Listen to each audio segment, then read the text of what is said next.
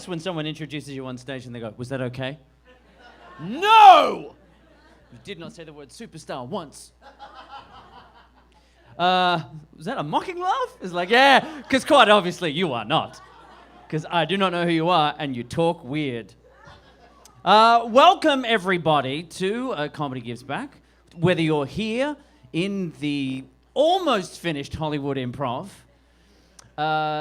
Great, don't give yourselves a round of applause, that's fine. No, it's too late now, it's too late. But I appreciate the sentiment. We paid money to make the choice to come out and sit and watch comedy, but we are not happy about it. But if you're watching, wherever you're watching around the world on Daily Motion, thank you very much for being part of this. Are you all excited to be here in the room? What a night! Oh my God, it's going to be exciting! It's so cool!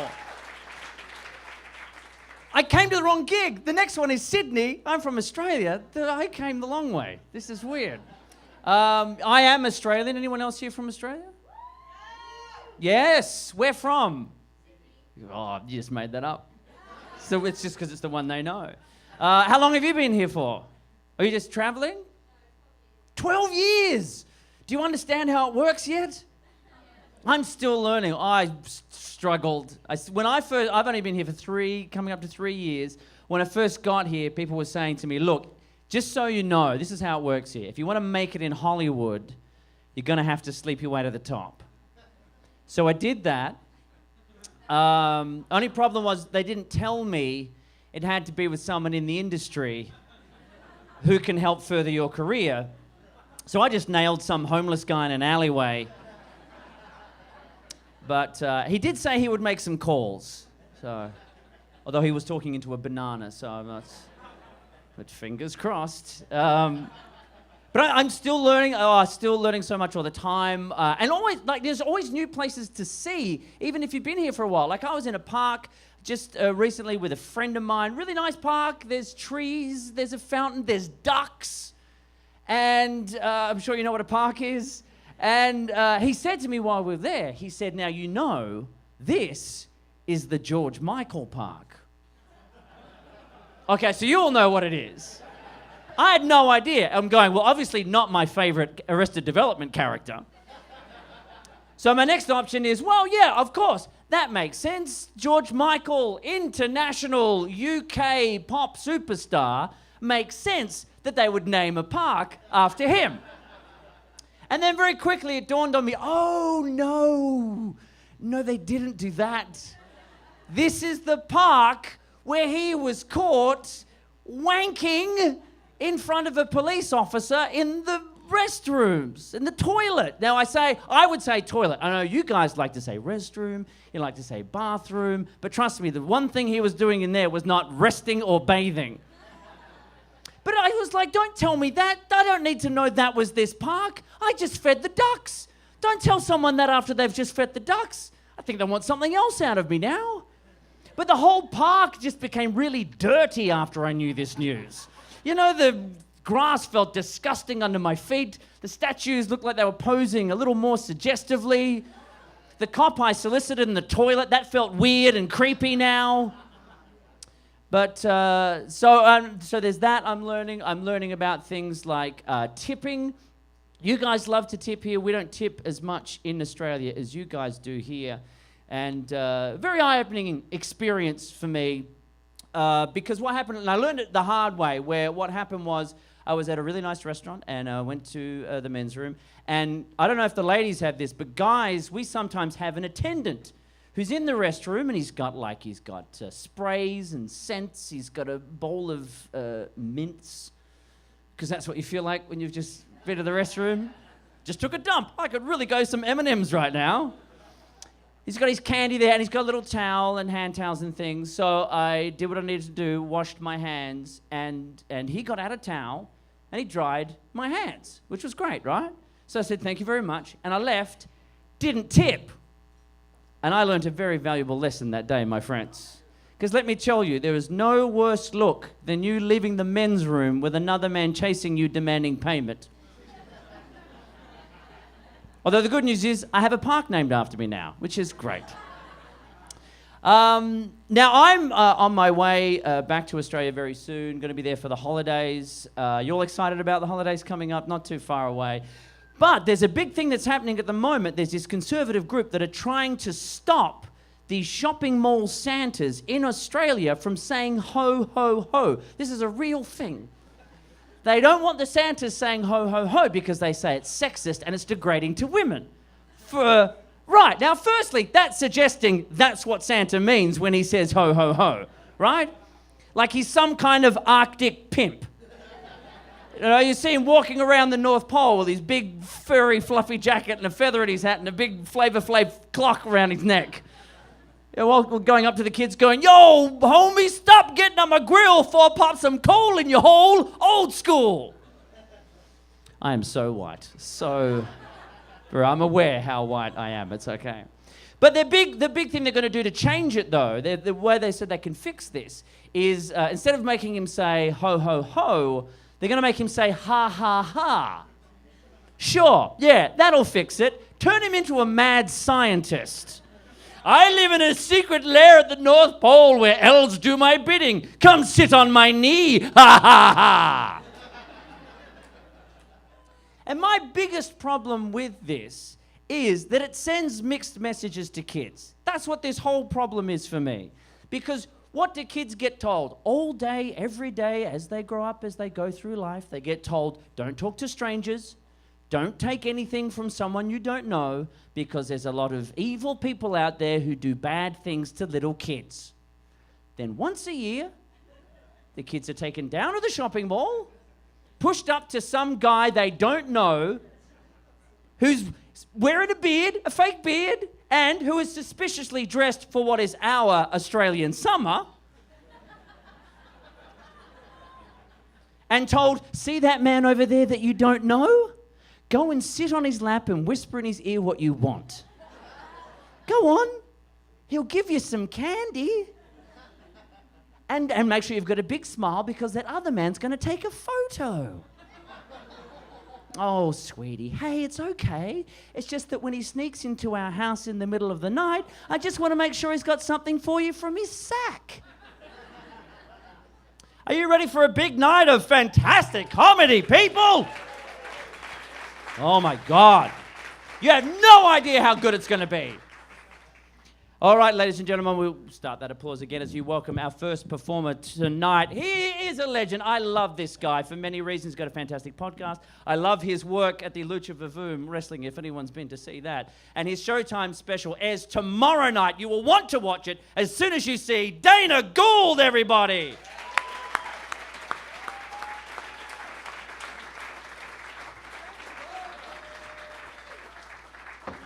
Let's have a nice round of applause for Rove McManus. Holy shit! He's from another land. Thank you very much for coming to the Improv and supporting malaria.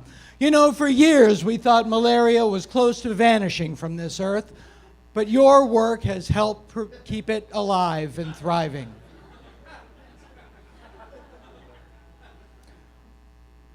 Now, I know what a lot of you are saying. Dana, that's not funny. That's a malaria joke at a malaria benefit.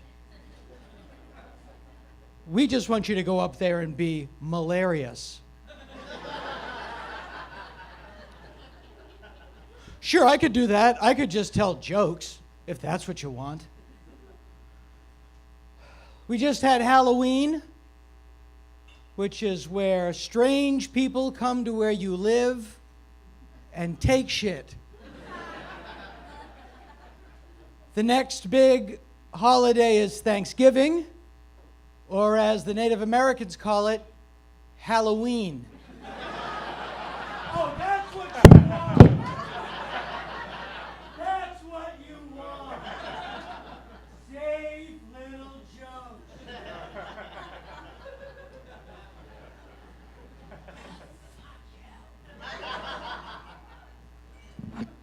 Anything can be funny if you put it into the right context. That's all. You have to frame it correctly. When Daniel Tosh did that rape joke, people thought it wasn't funny. It wasn't, because it wasn't a joke. It was just a comment about rape told in a comedy club. But that doesn't make it a joke. I could give you a bowl of flour with an egg in it, but it's not a cake until I make it one. So here are some rape jokes.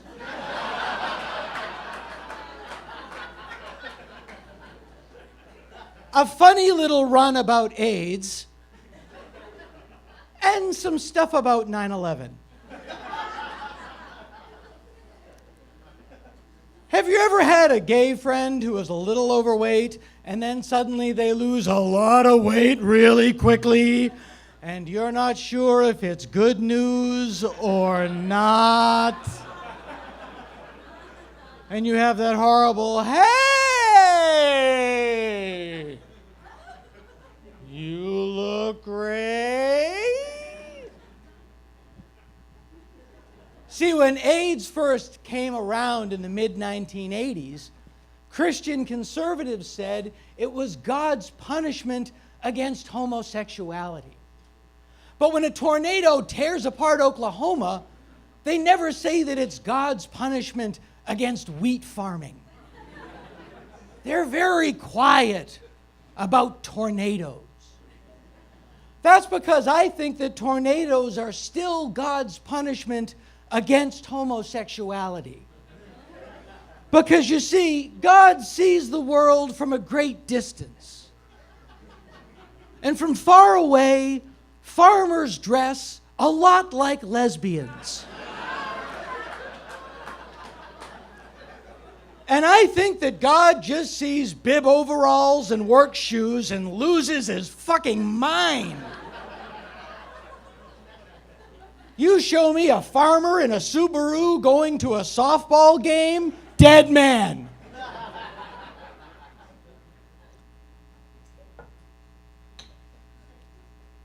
But let's say, for the sake of argument, that we are governed by an invisible giant with a lot of bizarre petty grudges. What would be more indicative of his wrath? A biologically transmitted blood disease or a magic whirlpool in the sky? I said that louder because it's not really that strong. So I gave it some volume to put it over. But here comes one that's going to kill. Sometimes I'll say something just to alienate you, because it makes it interesting as I earn you back later. I'm just that good.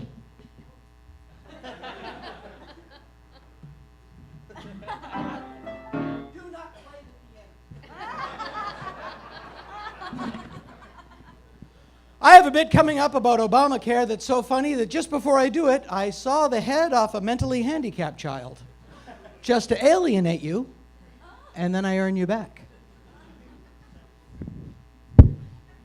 You know, when you think about it, any whistle can be a rape whistle.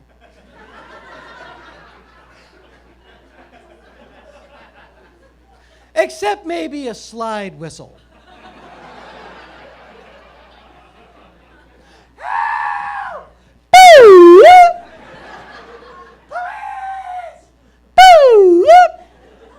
Someone's raping a clown down at the birthday party.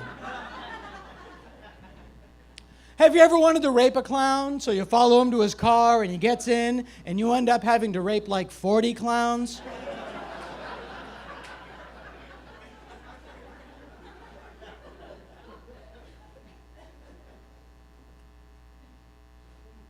I think my favorite thing about 9/11, not last September, classic,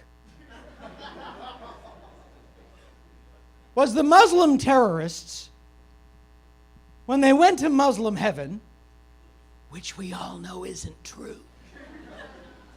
They can't be in Muslim heaven, they're in Christian hell.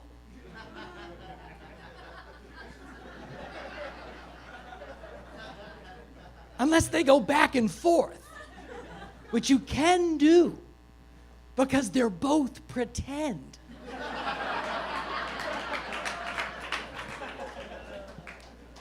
But when they went to Muslim heaven, because they martyred themselves, they each got 72 virgins. That's the reward for martyrdom. It's in the Quran, 72 virgins. I don't recall sex with a virgin being the best sex I ever had. It's very awkward. It's overly emotional. Somewhat hurty. And the next day, that's 72 phone calls. Are you my boyfriend now? Oh, God. Poor Muhammad Atta, he's up in Muslim heaven right now. Why can't you just be cool? Hang on. Why can't you just be cool? Hang on. Why can't you just be cool?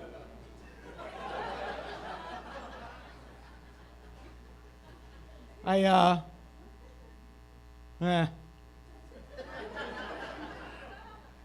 lied. I lied just then. I've never had sex with a virgin. I haven't. 49.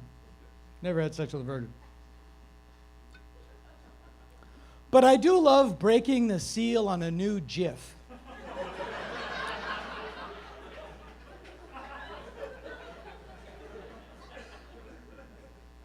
You gotta get really hard.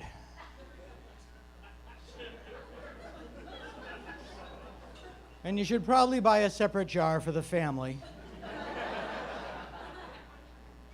And stay away from Super Chunk, because once I got a piece of peanut lodged in my urethra, and when I jacked off, I shot my cat. Not true. That would imply that when I jack off, I follow my cat around. And the fact of the matter is, I don't own a cat. I have a dog. Well, I had 3 dogs. This is a funny story. My dog died. I've had a hell of a year. You know what happened to me this year? I lost my wedding ring. I was getting divorced. And it went away. And I didn't want to tell my parents because it's a failure. And I had a lot of shame about it. Fortunately for me, I come from a large family where no one can accomplish anything that's more important than anyone else. So when I told my mother, I said, well, Mom, I'm not really proud of this, but I think Sue and I are probably going to separate. I think we're going to get divorced. Well, the bad news is going around. Your sister's rabbit had a miscarriage.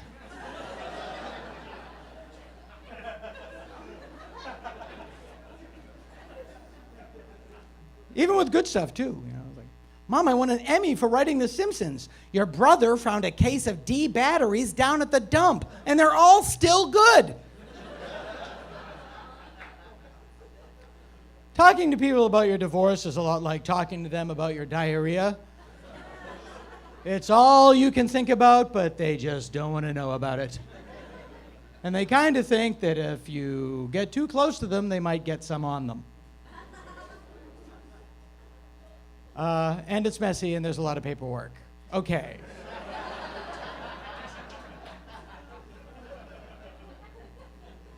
I don't know how to meet women either. Last time I went on a date was January of '94. Is it still cool to say on a date, hey, it's all right if we go a little late because I'm taping the X-Files?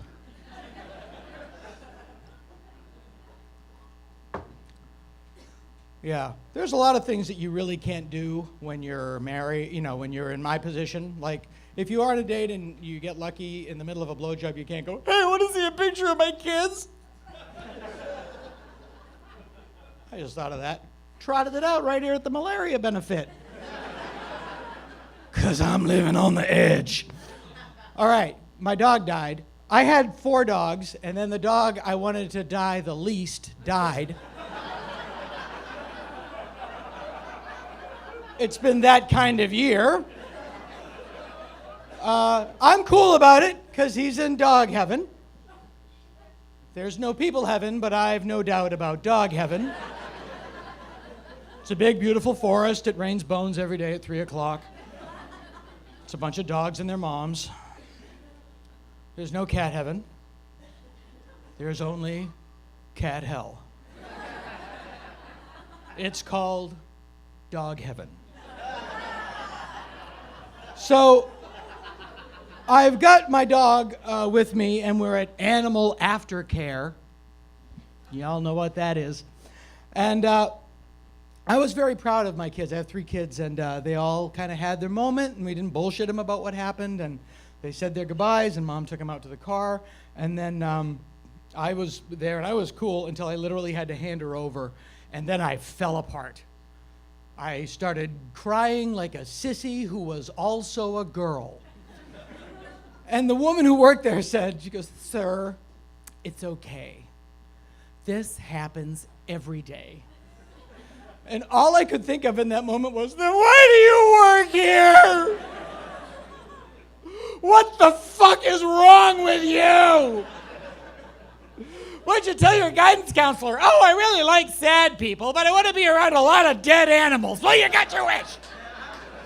Congratulations, Dr. Frankenstein, you got your wish. Sir, I will have you know we are the only animal crematorium in the San Fernando Valley that is licensed to cremate horses. So until you've set an entire horse on fire, I suggest you don't judge me. Thank you. Okay. I understand.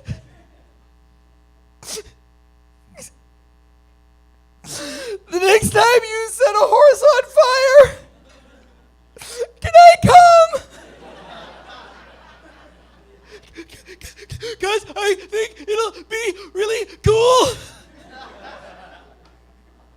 I bet the mane and the tail burn at a different rate than the rest of the horse does. And at a certain temperature, the eyeballs just go pow, pow. Could we put it in a devil mask and do it on my friend's lawn? That would be so awesome. No, hear me out. We just do it and knock on the door, and then my friend comes out and goes, "Holy fucking shit! There's a horse and a devil mask on fire on my lawn!" And we're over here behind the car, we're going, "Fuck you, Craig, you're such a douchebag." And Craig freaks out, he goes and calls the police, he goes, "Help, police! There's a horse and a devil mask on fire on my lawn!" The police are like, "Shut up, Craig, we have real crimes to deal with." Even the police hate Craig, Craig's such a douchebag. So then he comes back out, and then the horse is gone. There's just a pile of ash and melted devil mask. And he reaches into the pile to confirm that the vision was real.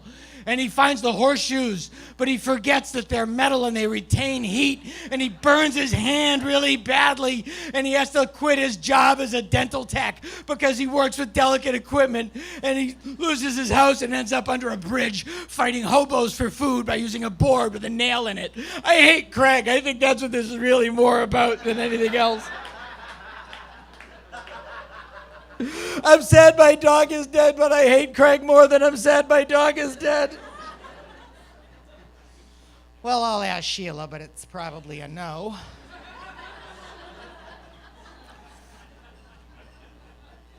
I'll leave you with this, which was going to be my first joke. I now live a life of rigorous honesty, which is a drag for anyone who knows me.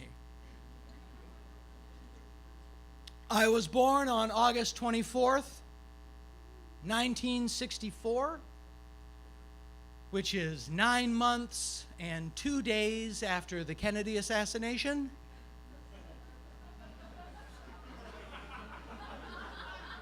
Which tells you all you need to know about how my father processes grief. Thank you very much.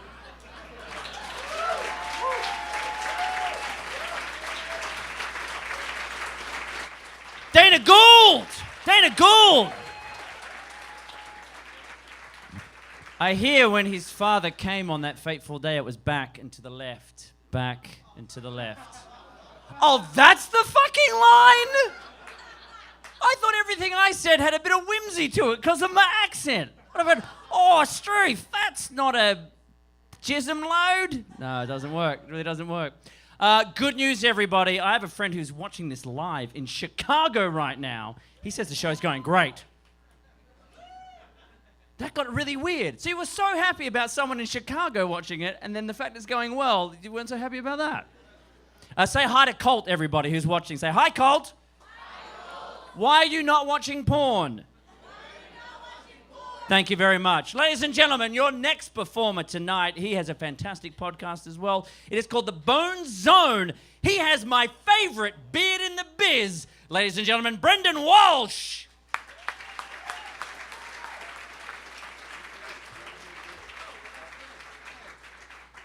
Oh, give it up. Keep it going. Give it up. Keep it going. Give it up. Give it up. You got to give it up. Give it up for Rove. Give it up for Dana. Give it up for yourselves. Break yourselves off a piece. Go ahead. Do it. Give it up for yourselves. Give it up for malaria, the opposite of it. Give it up for the troops. Got to give it up for the troops. When someone says to give it up for the troops, you got to. There might be a troop here. If you don't give it up for them, we'll smash your fucking head in. Give it up for the troops. Give it up for your moms. Everybody's got a mom, right? Yeah, give it up for your mom. Yeah, give it up for your mom.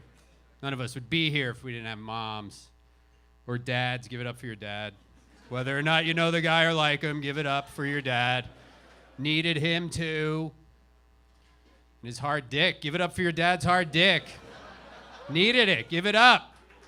Give it up for that purple veiny throbber. That life-giving wand. Give it up. Give it up for that magic night 9 months before you were born. Your dad laid your mom down on that bed.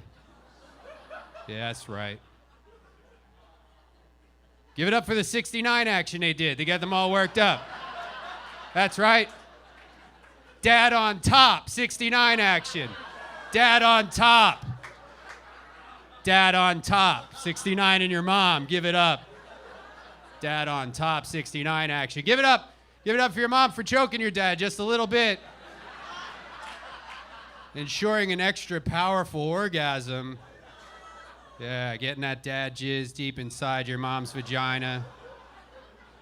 Coating them eggs. Getting them eggs all coated in jizz. Coating them eggs and dad jizz. Getting that one all fertilized. Give it up for that. 9 months later, that turned into you. Give it up. That's how we all got here. All of us needed that to happen for us to exist. Gotta give it up for that. Give it up for your grandparents. They got the ball rolling, right? Grandma and grandpa, their untrimmed grandparent pubes mingling together. Untrimmed, unphotographed grandparent genitalia.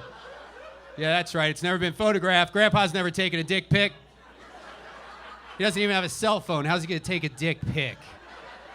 Even if he had a cell phone, he wouldn't know how to do it. He'd need you to come in and help. He'd be like,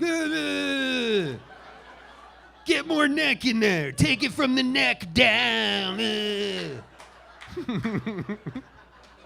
Grandpa's never done that. Maybe Grandma took a picture of her beaver one time. You never know. Grandpa was at war. Grandma hired one of them guys to come over with the big cameras, you know, on stilts. Put a sheet over his head. Took a picture of your grandma's beaver. Big old gunpowder flash. A picture of your grandma's beaver in an old-timey saloon setting. Yeah, give it up for that. Sent the picture off to your grandpa at war. He's like, oh, he's all excited. He gets a picture of your grandma's beaver. He's on a submarine. He's looking at it like, oh, yeah, oh. Goes in a dark corner in a submarine or whatever.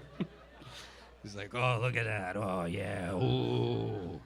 Ooh, baby. Ooh. Ooh.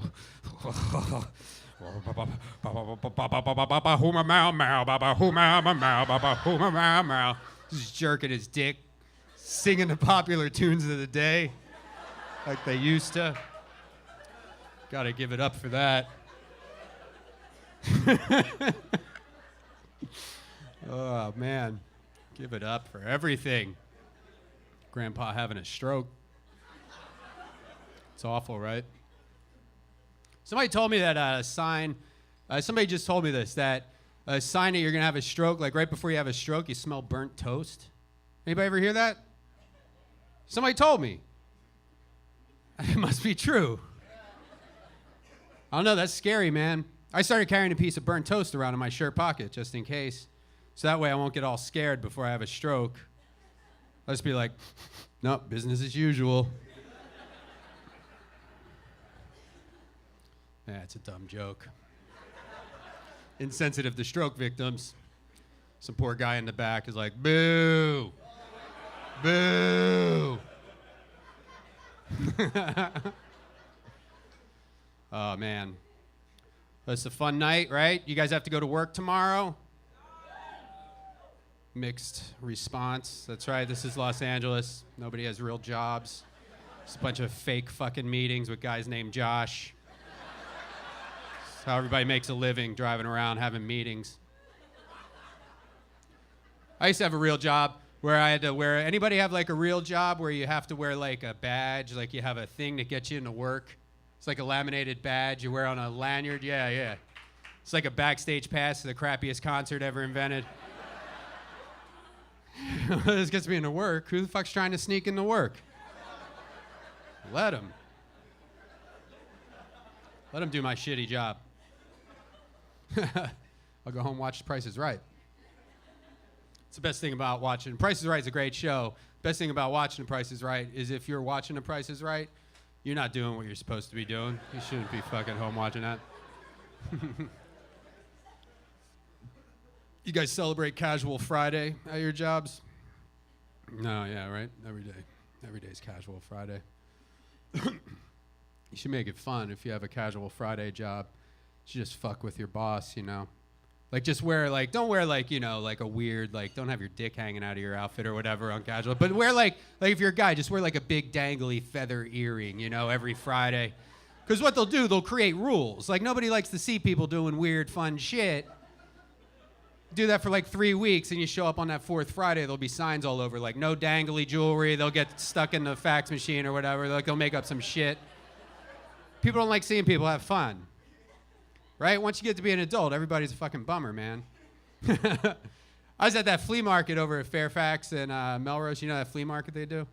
I was over there a couple weeks ago. There's some hippie lady. She's like selling rocks. Yeah, that's right. Selling rocks. Hey, come on. I got no skills. I found these in the fucking... No, they were like polished up. They were like stones. They were like these polished stones. They had like words chiseled into them. Like joy and happiness and friendship. And I just wanted to buy a whole bunch of those rocks and then drive around my neighborhood that night chucking them through people's windows.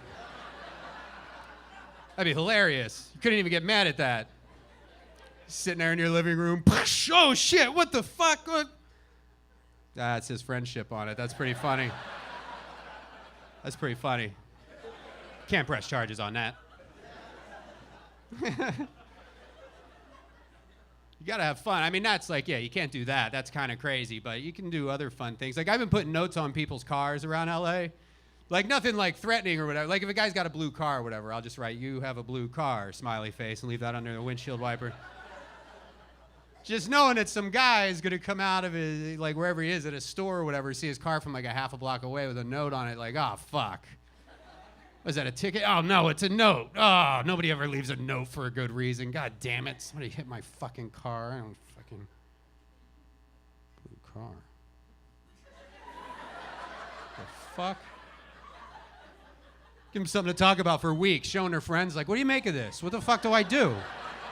Do I call someone? What is it, a threat? It's fun to confuse and annoy people. It's good. Keeps you happy. Like if you're a grown-up guy, wear a fake mustache around town all day. People don't know how to deal with a guy wearing an obvious fake mustache. Like, don't act weird or anything. Act all normal. People don't know how to deal with it. It just pisses people off. They're like, what the fuck's that guy doing over there? Was he having fun? I don't know. I don't like the looks of it. Let's beat him up. Me and my buddy Chris, we used to do that when I lived in Austin. I used to live down in Austin, Texas, and we'd wear fake mustaches. We'd go apply for jobs and shit. It's so fun.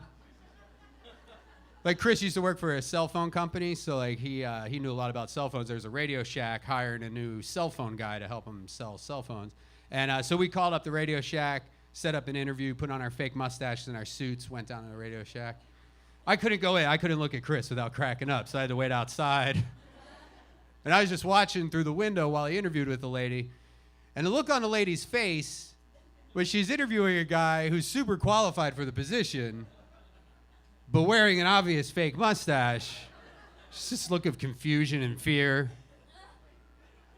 Especially when he exited the Radio Shack and got into a shopping cart, was pushed away by me, another guy, wearing a suit and a fake mustache.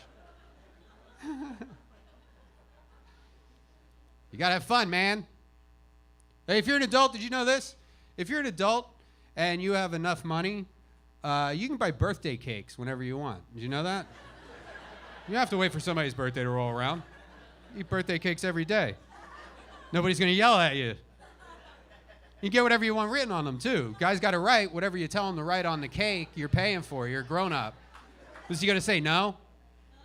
You can go to a bakery tomorrow, order 3 birthday cakes, and make the baker write on them breakfast, lunch, and dinner.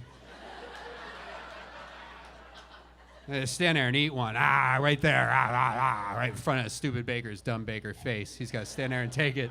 Eat fistfuls of cake right there on site. Go and get a cake. Make the guy write shit about himself on the cake. He's got to do it.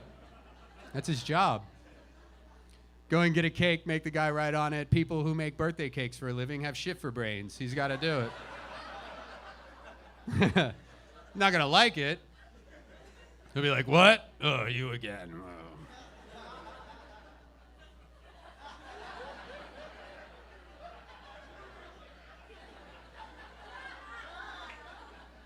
Oh. I don't like this. But I took that oath at the Baker Academy, so I'm bound by law. Gotta write whatever anybody tells me to write on a cake. Shit for brains.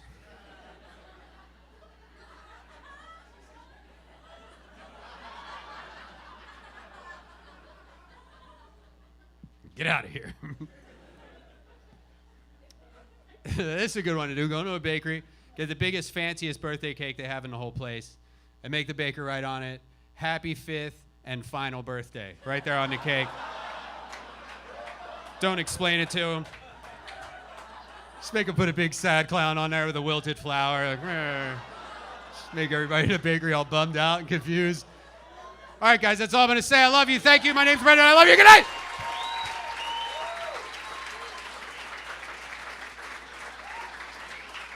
As you welcome our next performer to the stage, ladies and gentlemen, he is a headliner. I've seen him before. I've worked with him before. He's a fantastic man, a very funny man. You have seen him on the Chelsea Lately program. Don't pretend you haven't. Chris Frangiola, everybody.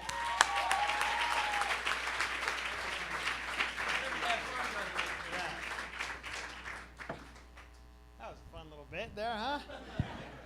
I don't know if you heard earlier when Wayne was up, he said that one kid dies a minute from malaria. So if you were going to pay $200 for the phone, you should have just yelled that out right away, because 11 kids died while that fucking business was going on.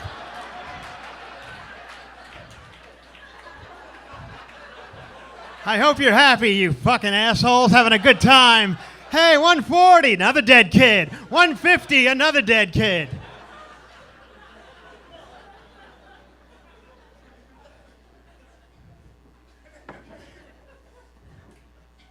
I Googled malaria today because I live in America and I don't know what the fuck that is. But then I realized I hope I don't die tonight, because then they're going to go into my computer. My mother's going to go, Christopher killed himself because he had malaria. And he's into tranny porn.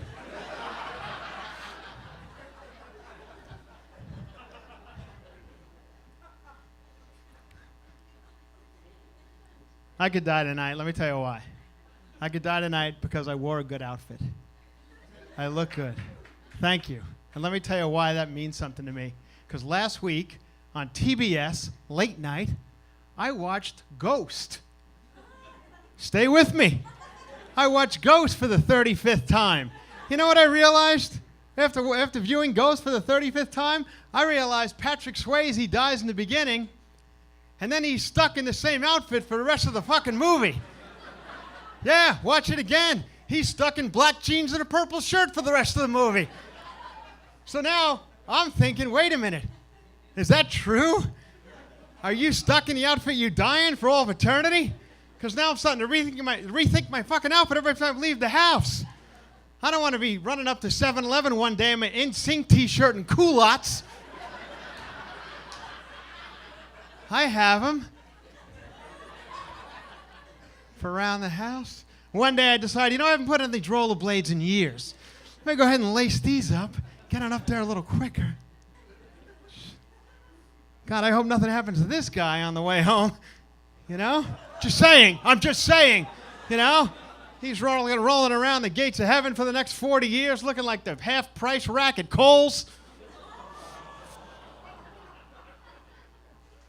And he gave $200 to malaria, and I'm fucking with him. What kind of animal am I? I probably will die tonight because I'm a fucking prick. That's why. But at least I didn't die of malaria. What a way to go.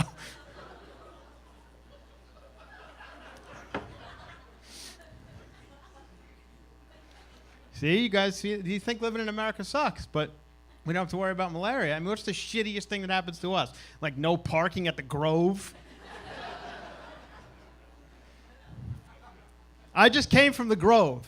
It's a wonderful place. Los Angeles is such a shitty city that we decided to make a fucking city, and you people went nuts for it. This is amazing. You go sit on fake grass and get snowed on by fake fucking snow with a bunch of Persians. No, stop it. Stop it. What? Stop it. Nice people. What?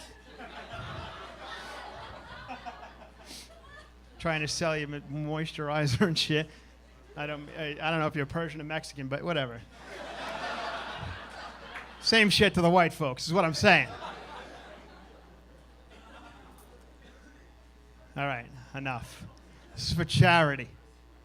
Okay? Let me just say the reason why I was at the Grove, okay? I went to meet a friend of mine down there. I was taking him to the Cheesecake Factory. Hey, nothing's too good for my friends, all right? I'm on television. Don't worry about it. Don't worry about what I do with my friends. I'm on TV. Want an appetizer? Get a fucking appetizer. I'm on the E! Network.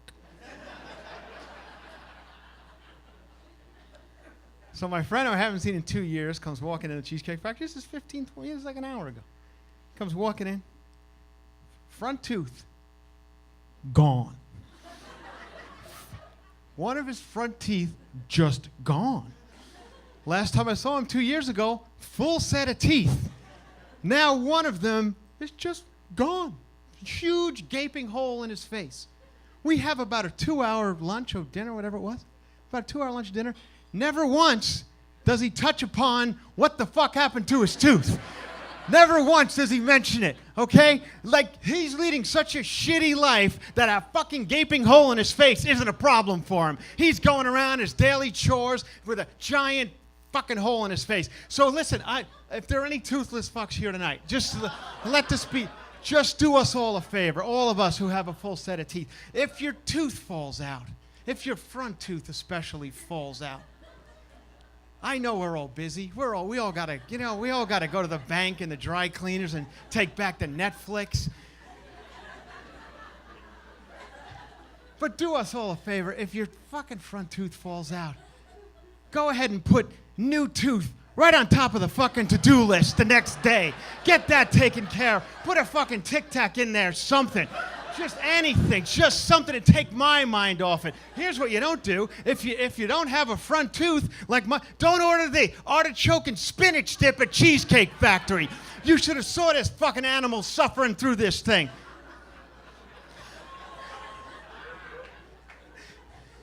He wasn't on his third chip, and I said, Jesus Christ, I wish I had malaria right now.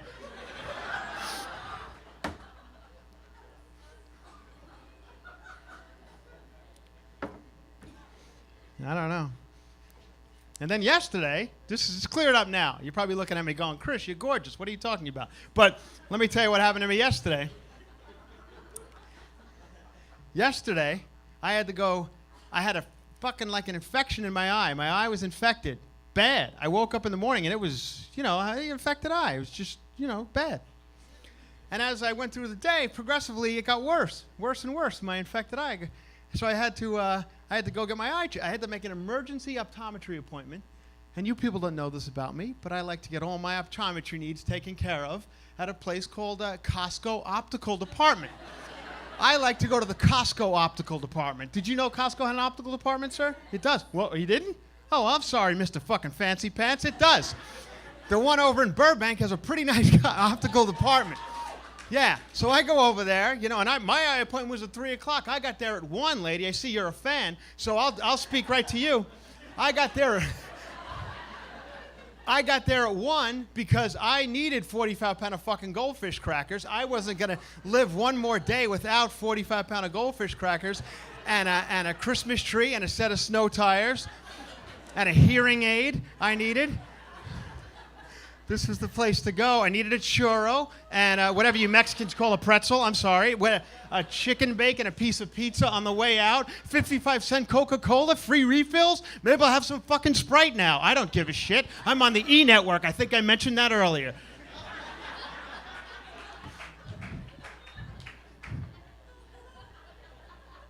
So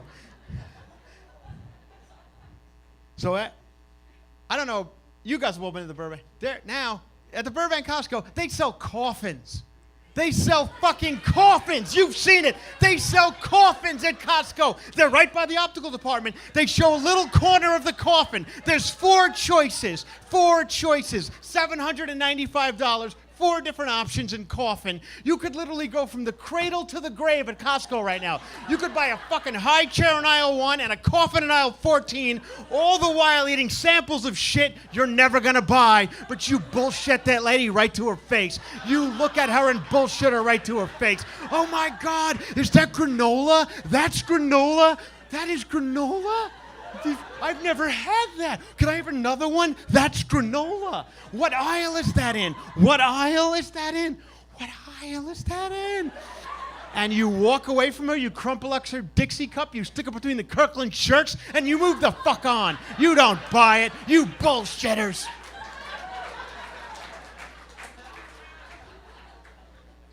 So 3 o'clock rolls around. My eye appointment comes up. I sit down. This happened 2 days ago. I sit down. Eye doc, you've all been the eye doctor. You know the drill. Whole apparatus comes around, better, worse, better, worse. Shows me a little barn at the end of the road. Okay, that looks good. Blow some air in my eye. All right.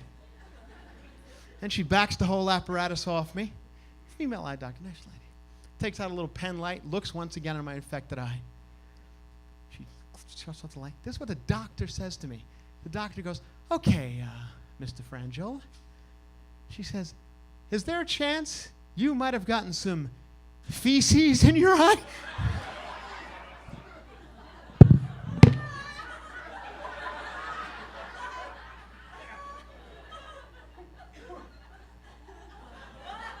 What the fuck? What? Did you just ask me, doctor, if someone might have shit in my face? That's what she asked me. That's the first place your head went, doctor. This couldn't have happened any other way. Your first guess was, hey, did someone shit on your face, Chris? You've all been to the doctor. You ever have that diagnosis before? Oh, you have a sore throat? Someone shit in your mouth. That's how that happened. Oh, you got a bad shoulder, sir? Don't let people shit on your shoulder. This lady's first guess was, hey, Chris, someone shat on your face. Why do you let that happen? Are you going to shit-throwing parties?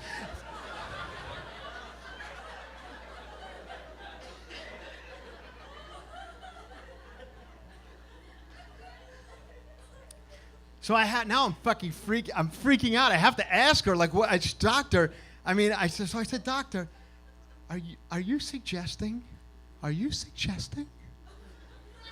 someone might have crapped in my face without my knowledge? And she goes, no. She goes, maybe it happened when you changed your baby's diaper. I said, you listen here, doctor. I am a handsome single man on a television show.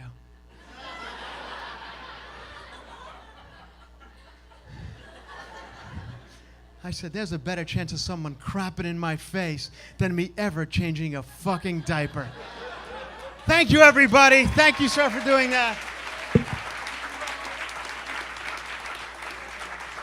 Chris Franchola!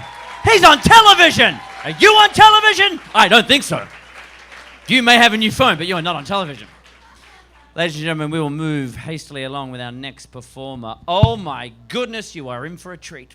You are probably one of the many hundreds, thousands of people who download his regular WTF podcast. Yeah, that's right. You know who it is. His latest special, Thinky Pain, is out now on Netflix. All hail at the altar of Mark Maron!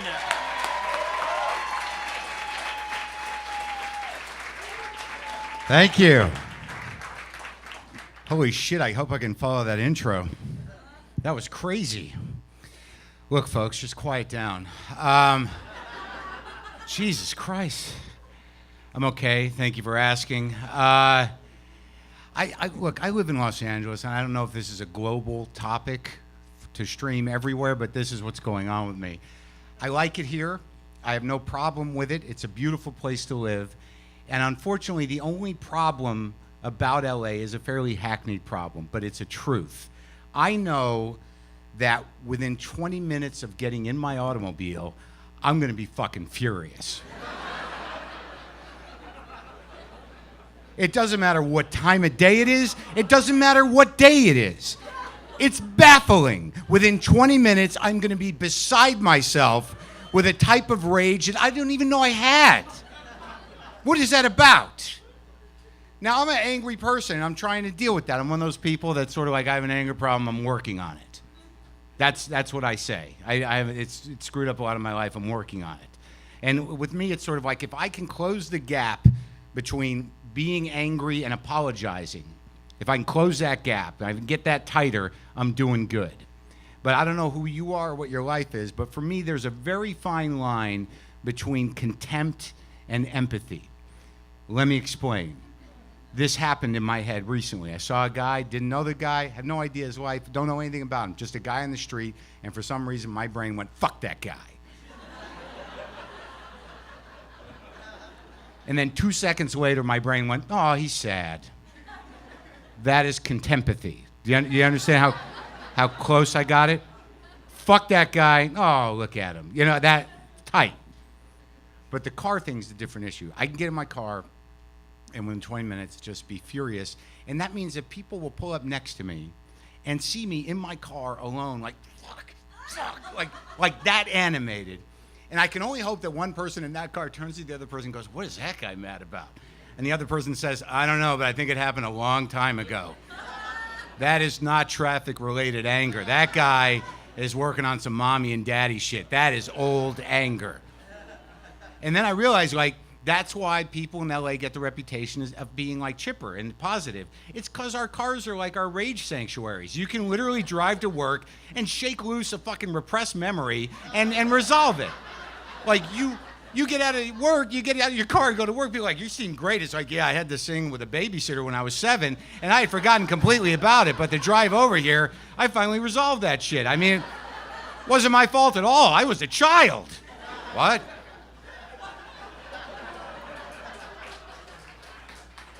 Thank God for traffic.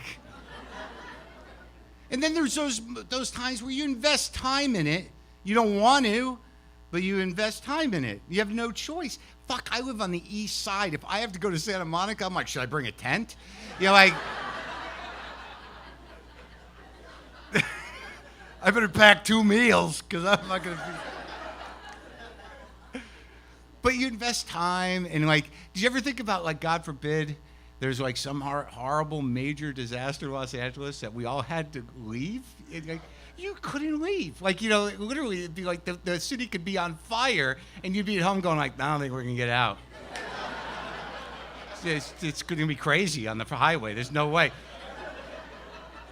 And like only like a handful of people survive and they interview them on television. Like, how did you survive? We took the streets. We took Franklin and we got out. It was amazing.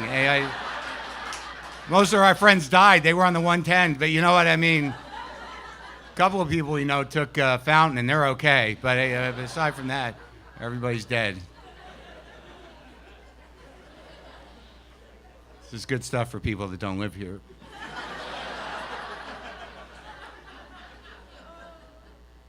But truly, the worst thing that can happen, if I'm going to go ahead and talk about this for the entire set, is that when you invest that time in traffic, and then like you want closure, Like there's nothing more like sort of like when traffic just sort of it just breaks up and there's no reason. It just starts moving, and you're like, oh, that was about fucking nothing. Like that doesn't seem fair, really. You know what I mean? Yeah, I don't want to see a dead guy, but a fucked up car and an aggravated guy would be satisfying, just so I could say like, fuck that guy.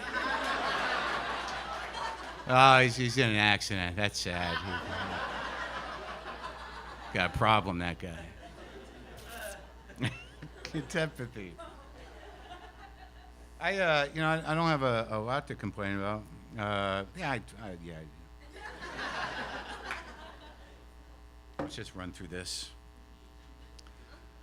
Look, I'm a comedian, so I don't have a lot to complain about, really, because I have a pretty good job. It's a pretty good life. I got to travel a lot. That's okay.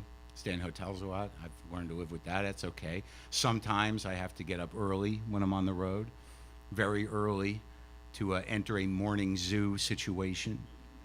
That's a little tricky. The morning zoo format you're all familiar with. If you're not, a morning zoo radio show, generally the format is there's a main guy, there's a laughing guy, and there's a baffled and shocked woman. That's the classic format. If I were to do just a sound impression of it, it would be burr, burr, burr, burr, burr, burr, burr. Oh, fellas. That's what's getting America to work every morning. Now, I was in Cleveland, Ohio, and I had to get up at 5:30 to do morning radio. Now, I don't know what your life is or who you are, but what is 5:30? I mean, is it night? Is it day? It's bullshit. That's what it is. 5:30 is bullshit. I don't care if you're getting up for it or you've been up all night for it. It's bullshit. But of course, if you've been up all night for it, you might have other problems. I mean, if you see 5:30 happen, there's a real good chance you're turning to someone in the room and saying, should we call the guy and get more?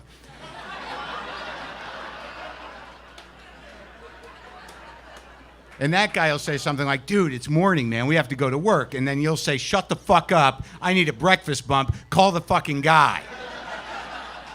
And that guy will say, dude, I'm not calling the guy. You have a drug problem. And then you'll say, you're going to tell me I have a fucking drug problem in my house, asshole? I just listened to you talk about your guitar for 4 hours. Tell you what, give me the guy's fucking number and get out of my house, you fuck. And don't judge me. Sorry, this is a flashback.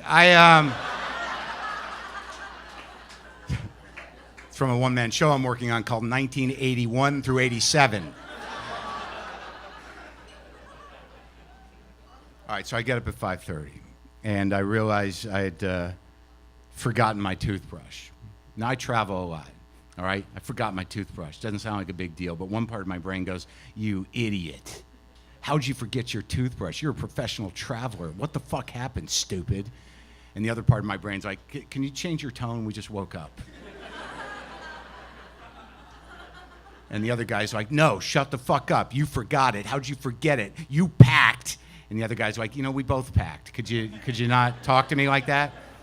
And then some voice I don't recognize goes, oh, fellas. And I'm like, holy shit, am I there already? And I realize I'm not.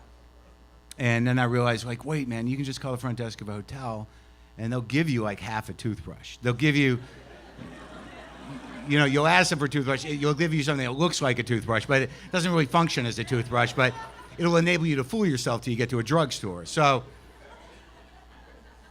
it's 5:30, I call the front desk. All right, you know what? I know some of you might be out there thinking, like, I don't know, you woke up at 5:30 and had that conversation with yourself, probably took a couple minutes. So if I'm going to believe the credibility of this story, you might want to up the minute count on the phone call. All right, so 5:36, I call the front desk of the hotel, and nobody answers the phone. That's a lonely feeling. Because you're like, why isn't there anyone there? There's always supposed to be someone at the front desk of the hotel. What's happening down there? That's weird. What was weirder was my first reaction when no one answered the phone at the front desk. My first thing my head did was go, fuck, zombies. And I wish I could tell you it wasn't a real fear, but it was a genuine fear. And I don't know what that says about me or our culture that I was afraid of zombies in Cleveland at 5:36 in the morning, but I was. And the reason I know I was really afraid was there were thoughts that followed. And those thoughts were, how many more are left like me? Should I be stockpiling food? Do I need a weapon of some kind? And then I remember taking a deep breath and thinking, I'm not prepared to lead. I sure hope there's an alpha male out there with a rudimentary sense of tribalism that can lead me and a multicultural crew of frightened people through this post-apocalyptic zombie landscape where I'm fucking food. I'm food in like 5 minutes if that guy's not out there. And then a woman picks up the phone and goes, can I help you, sir? And I go, what's going on down there? And she says, sir. I'm like, why didn't you answer? Are we in trouble? Is there trouble? She said, no, I had other calls. Can I help you? I said, I need a fucking toothbrush. She said, there's no reason for that language. We'll send one up. And I go, no zombies! And then it like hits me that like you just said that out loud to a person. Maybe you should probably clear that up. So thinking fast, I went with, sorry, I got to do radio. That should clear it up for someone who doesn't know my life. I'm sure that woman hung up that phone and turned to whoever was in earshot and said, there's a man on crystal meth upstairs. But that doesn't really add up. He asked for a toothbrush.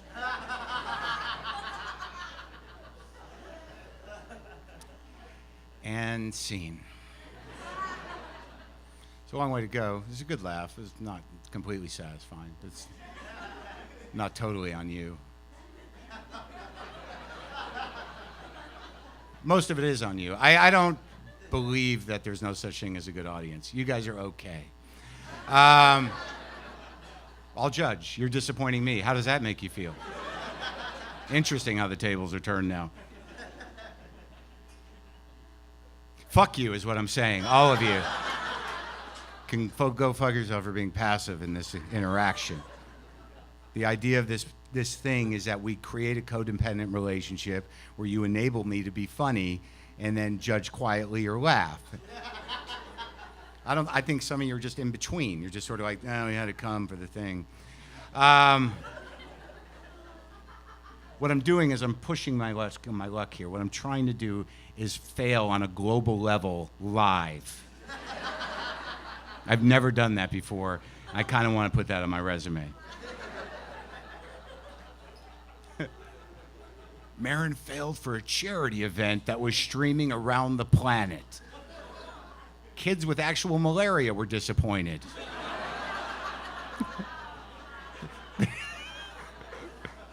Maybe we didn't need this guy's help.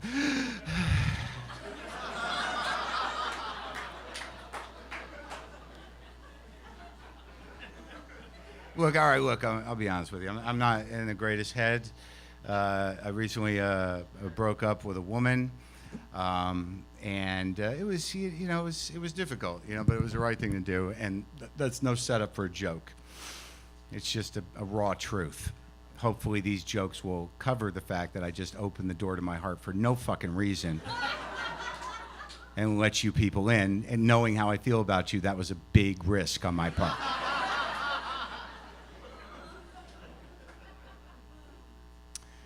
Yeah, it was close. I mean, I don't have, I've been married twice. This is weird. Like, I just turned 50 years old. I'm a twice divorced man. I have no children. I now live alone, and it's fucking amazing.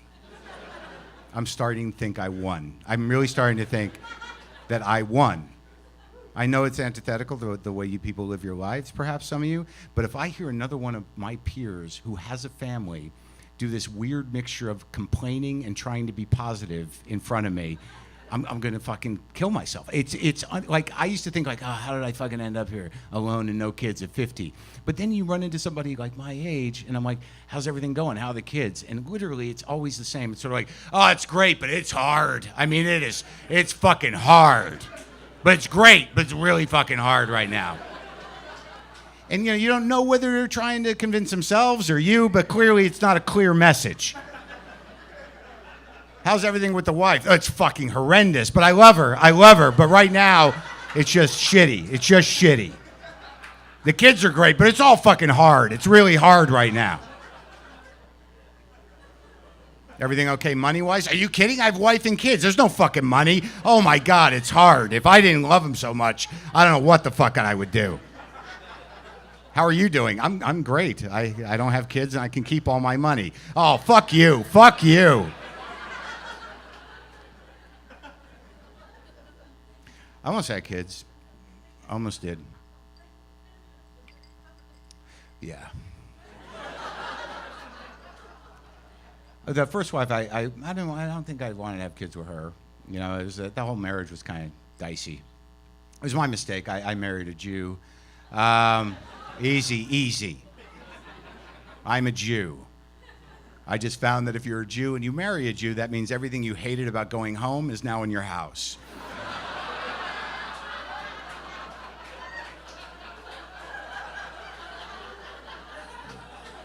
Some people find that comforting. I found it disconcerting and a little annoying. And I was also surprised at how quickly I became an old Jew upon marrying a Jew. I mean, I was in my 30s, and within a week of being married, I was talking like this. What? Let's just go to the place that has the thing you like. It's not that big a deal. In every Jew, there's an old Jew just waiting to come out. He's just perched within going, soon I'll be out. If you're lucky.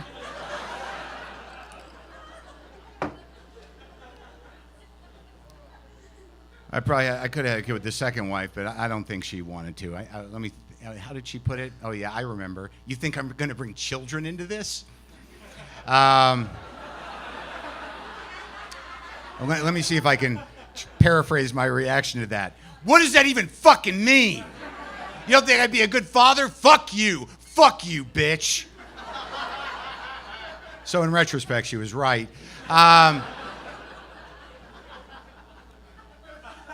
But this last one wanted to have a baby because I knew that because she would say things like, when are you going to put a baby in me?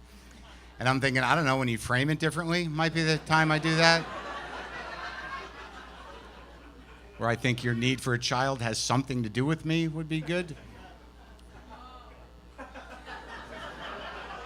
Really? That hit something? Whoa. Okay. I just mined for truth in a woman back there, and I hit the mother load. Wow. Yep. Got a gusher there.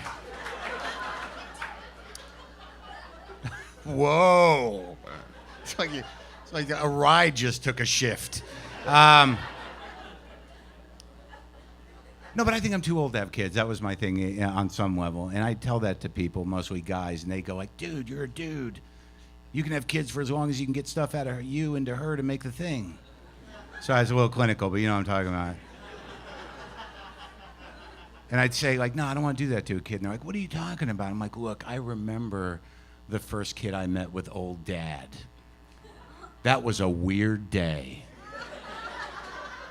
You remember, like, first or second grade, you're waiting for your parents to pick you up, and his dad comes, and you're like, who's that? And the kid's like, that's my dad. And you can't even wrap your brain around it. You're like, what? How old is he? I don't even know. Does he do anything? Yeah, sometimes. I gotta go. I gotta help him.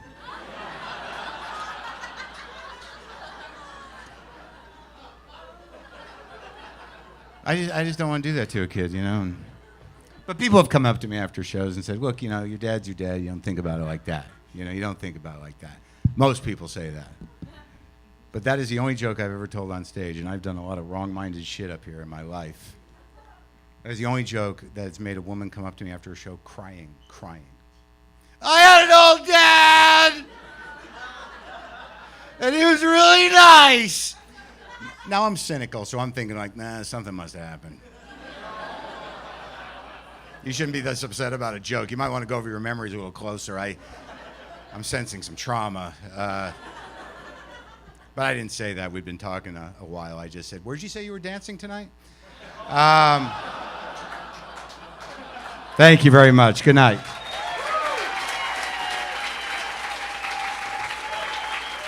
Mark Maron! Let's all put a baby in him. Yay. Just to show how much we love him. Keep your applause going, ladies and gentlemen, for our next performer. I love this guy, but a legend of the business, star of film, television, best-selling author. Above all that, he is brilliant and funny. He is the one and only Kevin Nealon. Oh, my God. Oh, my God.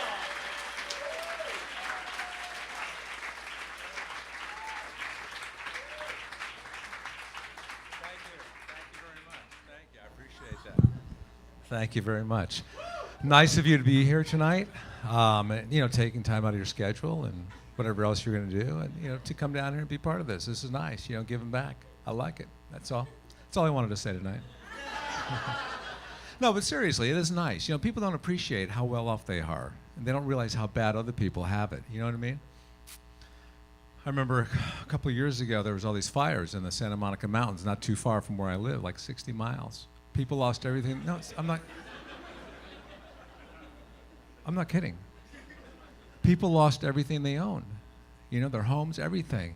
And at the time, I had a 2010 7 Series Beamer, whatever. And, no. And I remember coming outside of my house one morning, and there was a very fine film of ash all over my car. And I stood back and I looked at it and I thought, why me? You know, why do these things happen to me? But guess what? Yeah, they do happen to you, and you deal with it, and you move on. I knew my guy would fix it when I was in Hawaii, and he did. But you know what? Life is good. Life is very good for me, you know? Do you know when I see adults wearing braces, I smile because I know they have hope for the future. They do, and they're going to look good when it happens. If you ever get false teeth, you should slap some braces on there because people will never know they're false. They say, why would he have braces? They're not false teeth. He's got braces on them.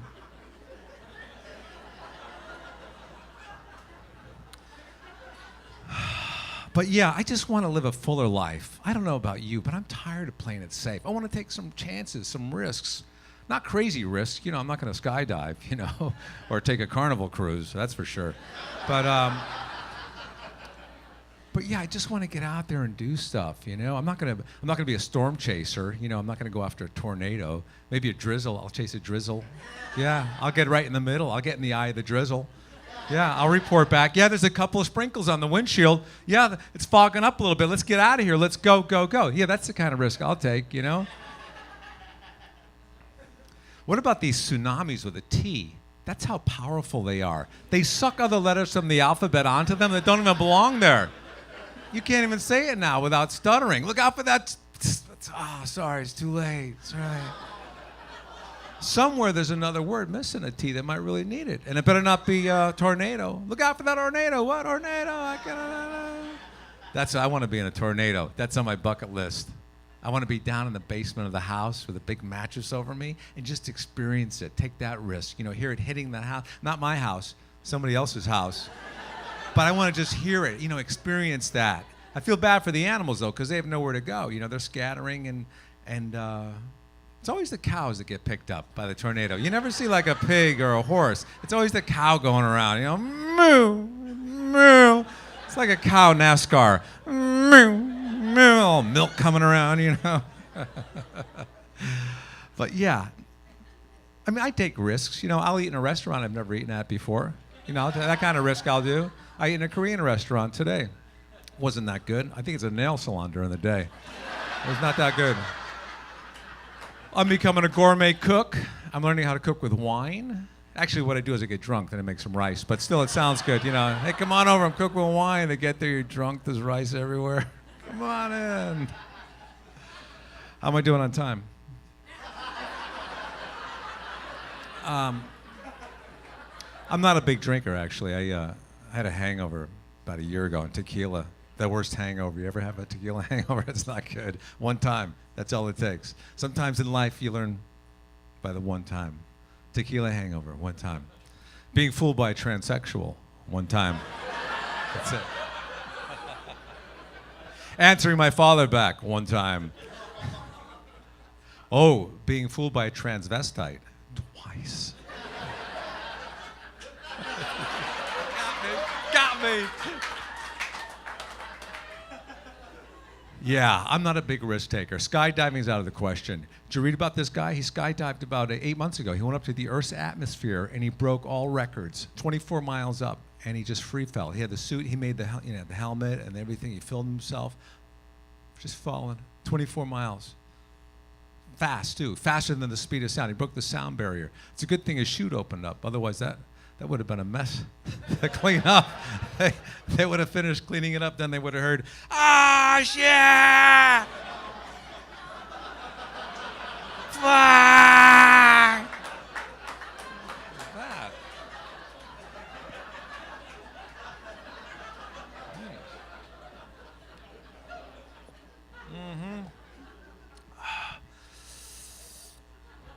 I could not lift that bottle about a year ago. I had arm surgery. I tore my muscle playing basketball, not professionally, just you know. But you ever have surgery? Who's had surgery lately? Not cosmetic. I mean, just regular surgery. I'm telling you, it's crazy. You get in the room, they prep you. They tell you what's going to happen. The guy goes, "Would you mind walking to the operating room?" And I've never heard of this before, but I guess what with the economy, they're cutting corners here and there, you know? And I said, I guess I could do that, because, you know, it wasn't my leg. But I said, that's all the help I'm given. I'm not going to be handing tools to the doctor or anything, you know? And I'm walking to the operating room. It's so surreal. You push open the door to where they're going to cut you open, you know, and it's freezing in there. They keep it really cold, I guess, in case you don't make it. They don't want you stinking up the room, you know? But I like sleeping in cold weather. I like that, so it didn't matter to me. But I see the operating table, and it's they added a wing onto it because they're doing my arm, like 2 wings. So it looked like a crucifix, and that usually never ends well from what I've read. And it's all lit up, and I climb up on the table, and they give you that, you know, the Michael Jackson medicine, and it knocks you out. And then before you know it, you're awake, and it's all over. And I'm in a sling, and they're giving you painkillers. And I had to be in Philadelphia like 3 days later. I didn't realize it would be so involved. And I called my doctor. I said, "Is it okay to fly, you know, with the altitude and the pressure?" I don't know. I'm not a doctor. He said, "You know what? There is a slight chance of a blood clot, but no more than the plane crashing," he said. "This is the same percentages right there." He said, "You just walk up and down the aisle like every 15 minutes. And that's a long flight from here to Philadelphia. That's like a 5-hour flight, 7 with the walking, you know? And I said, okay, I guess I could do that. So I'm walking up and down the aisle on the plane, and I don't know if I'm doing this to keep the plane from crashing or from getting a blood clot. I didn't know what the doctor knew. And people either thought I was a terrorist, or they thought, "Yes, Kevin, we saw you when you came on the plane. You don't have to keep walking up and down the aisle. We know where you're sitting." But that's not where the help ends. You got to go do more physical therapy. You got to go to the gym, you know. And would somebody please tell the people on the treadmill at the gym with the headsets we could hear them farting? They have no idea. They're like, where do they think the smell is coming from? From the rubber that's burning going around on the thing? Can I... Oh, this is taking forever. Can I tell you about the time I crop dusted Jack Nicholson? This is a true story, I swear to God. Okay, what happened was I was doing a small part in an Adam Sandler film called Anger Management, and Jack Nicholson was in the movie, and he's sitting across from me the first day at the table read, and I thought, I would love to meet him, but I'm scared because it's Jack Nicholson, you know, The Shining, The Joker, and many, many more. And, but I knew I had to do it, but I was scared. You know, my mouth was dry and my heart's pounding, and finally at the end of the day, I went over there, I tapped him on the shoulder, and he turned around with that Jack Nicholson face, and I said, hey, Jack, you been golfing over at Sherwood Country Club lately? Because I knew he was a member at this country club because I Googled him. And he said to me, he goes, what? And now, like, I'm really scared, you know. And I said, have you been golfing over at the Sherwood Country Club lately? He said, not since the last time you asked me that question. I had no idea what he was talking about. Surely I would have remembered if I had asked him that question before. But then I thought, well, maybe he's referring to just before when I asked him. He's being like a wise guy, you know, some kind of a Jack Nicholson thing that I didn't know about.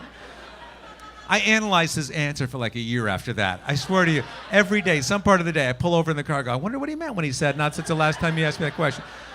So I don't see him for like, you know, a year and a half. And then I go to this big Hollywood party, which I usually don't go to these things, but this was like the Hollywood Wax Museum. Everybody was there, I swear. I mean, Christopher Walken, Harrison Ford, George Lucas, Princess Leia, Al Pacino, Justin Timberlake. Christopher Walken was there, Harrison Ford, George Lucas, Princess Leia, Al Pacino was there, Harrison Ford. And then I see everybody. And then I see Jack Nicholson in the middle of the room. I couldn't believe it. This is my chance to redeem myself. But again, I'm scared. He's Jack Nicholson. And everybody's talking to him. Finally, I see my window. I go over there. I tap him on the shoulder. And he turns around with that Jack Nicholson face. And I say, hey, Jack, you been golfing over at Sherwood Country Club lately? I couldn't even finish my question. He totally snubbed me. He turned his back to me to talk to Al Pacino. So now I'm standing behind Jack Nicholson looking at his back. I'm looking at his jacket. It looked like I was waiting in line to talk to Al Pacino, but I didn't care about him. Anyway, I must have had something to eat that day that didn't agree with me.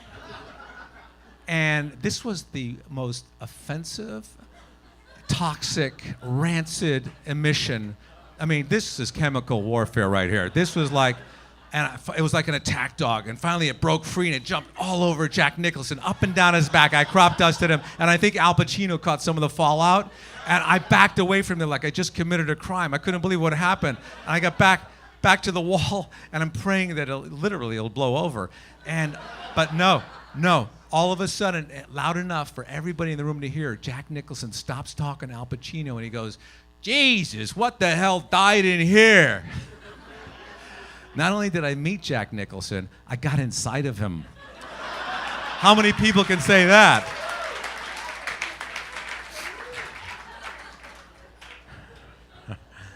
You got to be so politically correct nowadays. I was just in Atlanta, let's make it, and I was talking. I get a cab outside, and a nice African-American gentleman, there's a cab driver. His name was Boyd. I said, I'm sorry, what's your name? He goes, Boyd.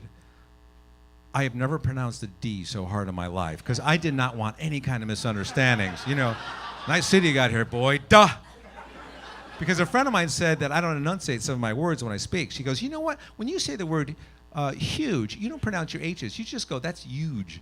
That's huge. And it annoyed her, which I didn't get. But I could understand, like, if I didn't pronounce my H's when I laughed, that could be annoying. Like, that, I get that, you know? But yeah, you got to be politically correct. I remember the first time I went skiing. I didn't know anything about skiing. I didn't know that they labeled the trails for difficulties, like, you know, the black diamonds for steep ones, and then the blues and the greens. And I'm in the middle of Colorado. I pull into this convenience store, and I said to the guy behind the counter, I said, what's the best mountain to go skiing at around here? And he looked at me right in the eyes. He goes, you know what? I like to go at Copper Mountain, but a lot of people don't like to go there because they're afraid of all the blacks. I thought, oh, this guy's a racist. He said, but I don't mind the blacks. I have a lot of fun with them, but they will beat you up. And they are everywhere. They are all over the mountain. And some of them not very well groomed. But he said, if you want the good white powder, that's where you got to go. I said, all right, well, let's go to Copper Mountain. Thanks, everybody. Thanks for being here. Thank you very much. Thank you. Kevin Nealon, that's how it's done.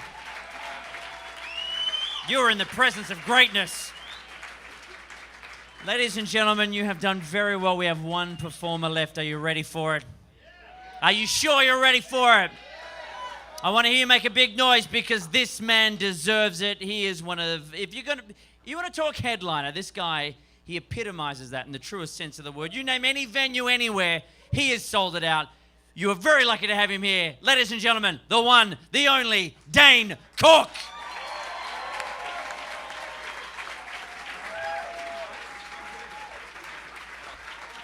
Hi, everybody. Everybody's in a great mood tonight. Everybody's feeling very festive. Welcome to Malaria Galore. It's a great night. Okay, a couple things. First of all, I stopped. No more video games for me. I used to be a gamer, and I think that games are getting too violent. I think that video games are getting too violent. I had like an epiphany moment because now the graphics are so enhanced and the sound effects are so lifelike. Here's what happened the other day. I'm playing a game, and in the middle of the game, I shot a little boy reading a book.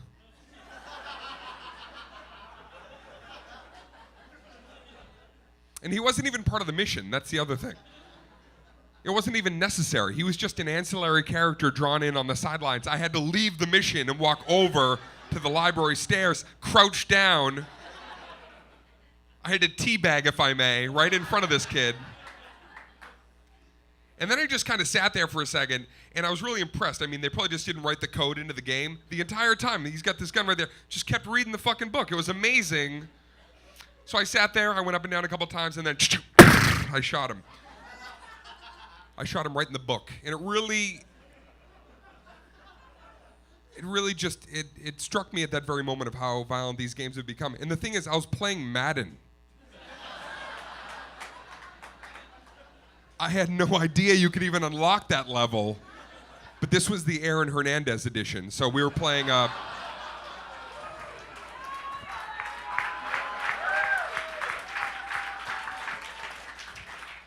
shout out to all the people in the improv lobby.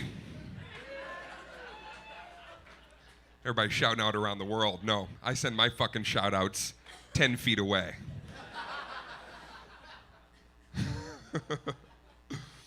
I think that I like the one game I did play a lot is sometimes Call of Duty. You ever play Call of Duty? You guys look like gamers over there.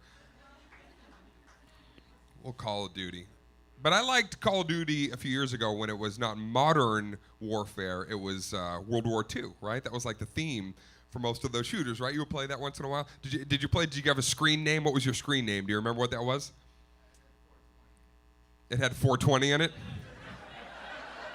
So, obviously, it was when you were born. You're very proud of that.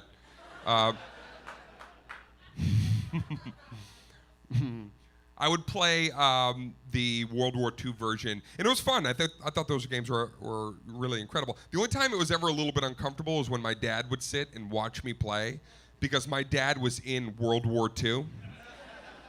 So I'm running around the battlefield shooting guys. My dad's sitting there with one tear rolling down. It wasn't fun like this, Dane. Hide in that barn. Go in that barn. I know that fucking barn. Don't go over the ridge. Get in that barn. I actually told that story on Jimmy Kimmel a couple of years ago, and my dad called me the next morning. He was very, very angry. I remember picking up the phone, and I said, hello, and he goes, why the fuck are you telling people I was in World War II? He goes, I served in Korea, and you're telling people I served in World War II? What was I, 9 years old, fighting in World War II? I served in Korea.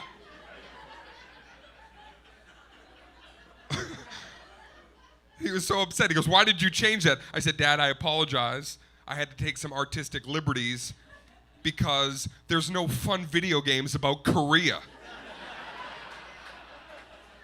Nobody here is playing Operation Korea at 4 in the morning. What would that game be like? What are you going to play? A 4-month boat trip through the Panama Canal? Oh, that's a fucking blast on multiplayer mode. I got the bonus scurvy. Woo!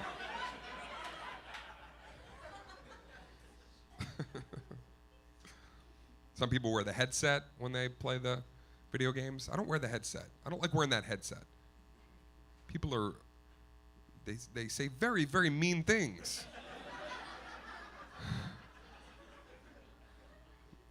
Horrific, obtuse behavior through that headset. Just people are anonymous, so they feel like they can just say whatever they want. But you know what? There's a word I really think that we should remove from our everyday conversations. This word gets thrown around way too casually. I think the word raped. That word gets used so nonchalant. People use that. If you play video games, I'm playing a few months ago, I shoot this guy and I hear him through the headset. He goes, "Oh, you got me, man. You raped me, bro. That was full-on rape, man." And then like 5 minutes later, he jumps out of a tree, he shoots me, and I hear him laugh, and he goes, "Ha ha, I got you back, man. Raped." Listen, I'm pretty sure if I talk to a woman who's been through that horrific situation, and if I were to ask her, what was it like to have been raped? She's not going to be like, "Have you ever played Halo?" That's it.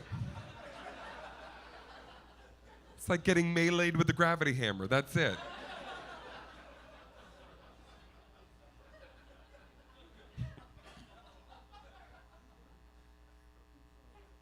I'm in therapy. I finally had to do it. I had to. For kind of a weird reason, actually. I had to go to therapy. But I'm comfortable talking about it. I'll give you guys my power. I learned that in therapy. I'm going to hand it to you. Well, actually, at first I had to go because, I don't know if you know this about me, but I'm hugely successful. Yeah. To the point where it bothers people. Just knowing how many millions of dollars that I've acquired really, really pisses people off. Sometimes, though, in this comedy community, it can be a little tricky because I grew up in an athletic family, and I thought, oh, comedy will be like athletics. If you win a game, then everybody's going to be, psyched and proud of you and cheer. But it's not like that. When you win, they fucking hate you.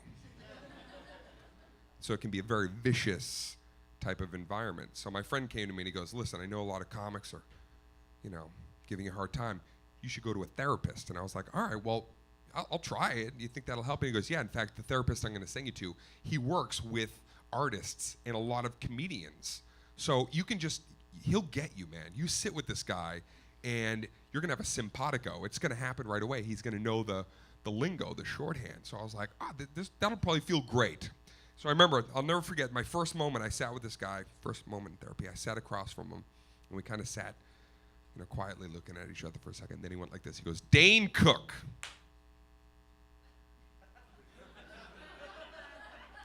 Your name comes up a lot in here.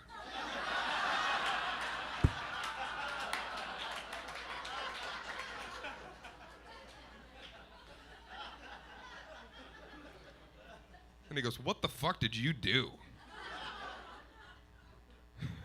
I basically need another therapist to talk about my first therapist. But I had to go because I don't know, I didn't even really know what you could kind of categorize this. I mean, who's in therapy? Somebody else in therapy that can, right? How long have you been, taking care of yourself? Yeah? And what brought you into therapy, if you don't mind? You didn't have to go into all the flotsam and jetsam, but like overall, what were you feeling in your life that made you say, "I need to go and speak to somebody about this"? You needed to go for a while? Let's dig a little deeper.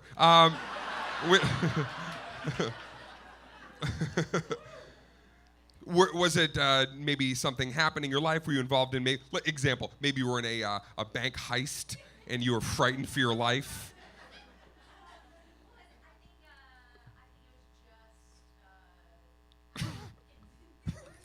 Things are tough, all right. Okay.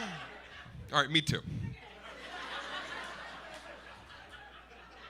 Me too.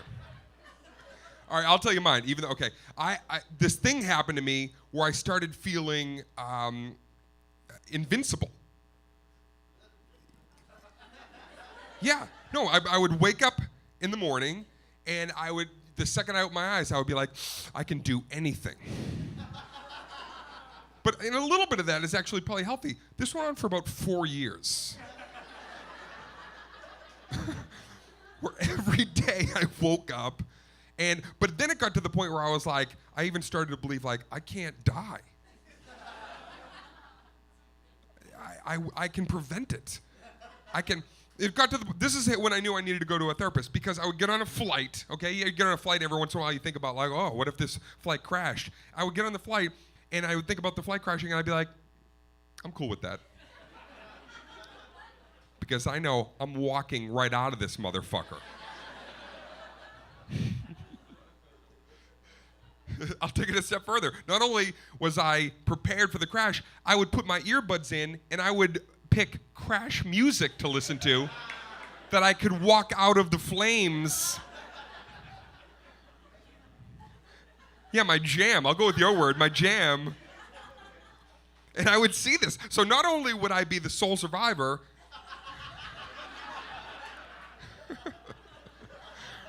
but no, it gets even fucking more crazy. So not only am I the sole survivor, not only am I unscathed, which means not scathed at all.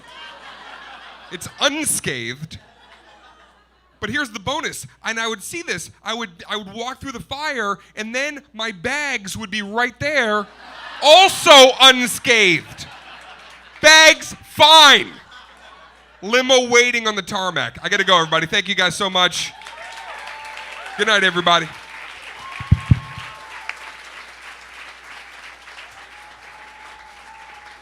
Dane Cook! You saw that happen! In your face that just happened. Wow.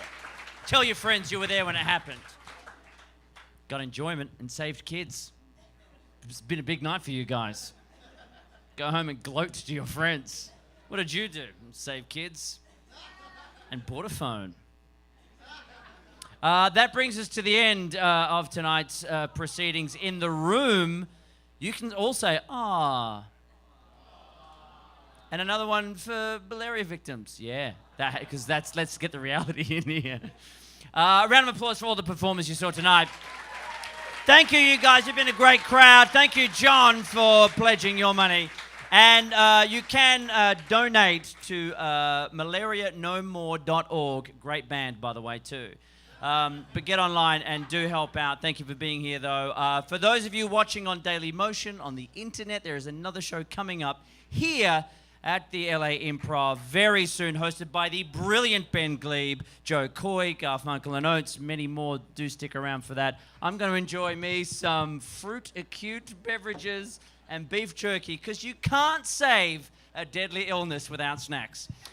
Thank you very much, everybody. I'm Rove McManus. Say hi to your mum for me. Good night.